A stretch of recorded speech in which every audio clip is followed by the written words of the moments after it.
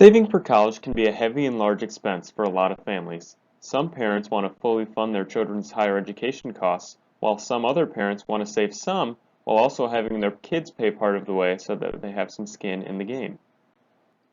Either way, there are two good alternatives to saving for college using a savings account. These two are the 529 Education Savings Plan and the Coverdell College Savings Account. Let's start with talking about the Coverdell. A Coverdell Education Savings Account can be set up by parents or students to save for education expenses. Total yearly contributions cannot exceed $2,000 for an individual beneficiary, regardless of how many accounts they have. Contributions are not tax deductible like they are in a 401k or traditional IRA.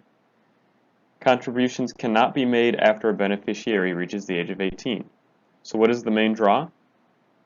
Well, withdrawals from these accounts for qualified higher education costs and qualified elementary and secondary education costs are tax-free. Is this a vehicle that you could use? Well, you cannot contribute to one if you are single and you make more than $110,000, or if you're married and you are making more than $220,000. Also to know is that if this account is owned by the student, it can have a greater negative impact on financial aid eligibility than if the account is owned by the parent. So how does this differ from a 529 plan?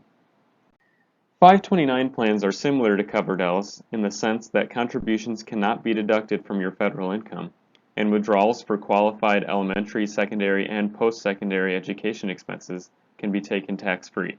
The value of a 529 account is based on the performance of the investments chosen by the account holder. These earnings also accumulate tax-free, like an IRA. 529 plans vary by state and are state-sponsored, so the max contribution limit can be different in every state. Generally, investors use up to the gift tax exclusion to contribute $15,000. You can also aggregate up to 5 years' worth of gift tax exclusions to contribute a kick-started amount of $75,000. In both these types of accounts, you will have to pay ordinary income tax as well as an extra 10% penalty on any non-qualified expenses. If you are interested in starting to save for education, call your financial professional today for more details.